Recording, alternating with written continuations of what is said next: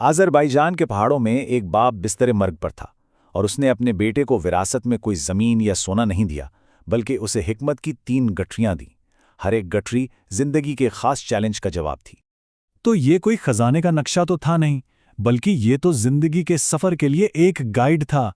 आइए देखते हैं कि इन गठरियों में छुपी हिकमत ने उस नौजवान की जिंदगी को कैसे बदला। तो बाप के जाने के बाद बेटा बिल्कुल अकेला रह गया। उसने खेती बाड़ी से अपनी जिंदगी का आगाज किया और यहीं उसे अपनी पहली और शायद सबसे बड़ी आजमाइश का सामना करना पड़ा। मसला ये था कि वो बेचारा सुबह से शाम तक गधे की तरह काम में जुटा रहता था। अपनी सारी जिस्मानी ताकत खेत में लगा दी थी, लेकिन नतीजा कुछ भी नहीं। वो थककर चूर हो जाता और फसल वैसी की वैसी ही रहती। और यहीं असल नुक्ता समझने वाला है। वो मेहनत तो कर रहा था, लेकिन अक्लमंदी से नहीं। एक तरफ थी उसकी ना खत्म होने वाली जिस्मानी मुशक्कत, बस काम काम और काम, और दूसरी तरफ जरूरत थी एक ज़हीन मंसूबाबंदी की, एक ऐसी हिकमत अमली की जो मसले की जड़ तक पहुंचती, यानी आबपाशी के निज़ाम को बेहतर बनाती। जब वो बिल्कुल मायूस हो गया, हिम्मत हारने के करीब था, तब उसे अपने बाप की पहली गुठरी याद आई। उसने उसे खोला और अंदर से ये नसीहत मिली।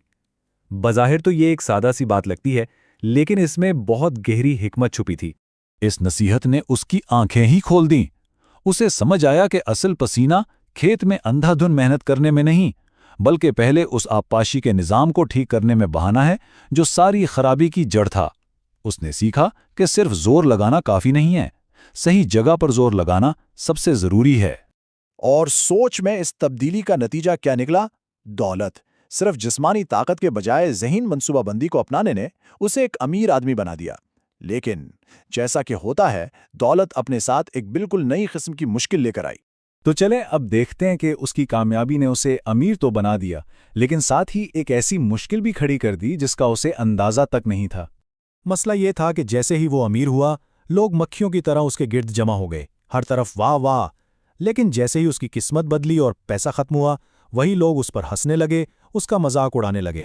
उसकी समाजी जिंदगी की हकीकत बहुत तल्ख थी। ये चार्ट बिल्कुल साफ दिखाता है।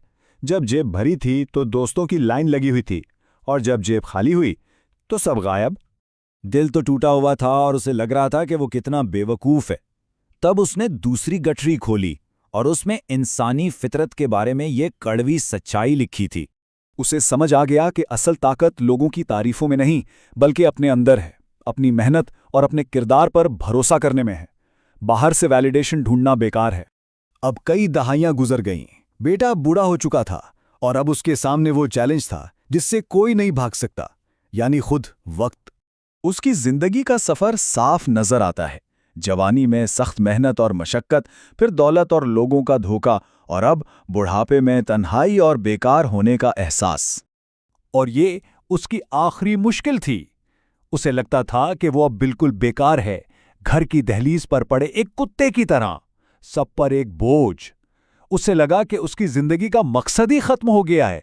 तब उसने अपनी आखिरी गठरी खोली। अंदर कोई लंबी चौड़ी नसीहत नहीं थी, सिर्फ एक छोटी सी सोने की अंगूठी, और उस पर ये गहरे अल्फाज लिखे थे, ये वक्त भी गुजर जाएगा। अभी सिर्फ एक तसल्ली देने वाला जुमला नहीं है, असल में ये एक बहुत ही ताकतवर जदीद नफ्सियाती तसव्वुर की बुनियाद है। और वो तसव्वुर है लचक, यानी रेजिलियंस, मतलब मुश्किल हालात का सामना करने और उनसे संभलने की सलाहियत। ये समझना कि कुछ भी हमेशा नहीं रहता, ना खुशी ना गम। तो इन तीनों गठरियों को मिलाकर देखें तो जिंदगी का एक मुकम्मल गाइड मिलता है। पहला, अकल से काम लो, सिर्फ ताकत से नहीं।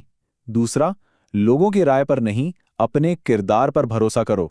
और तीसरा, ये मान लो कि हर चीज वक्ती है।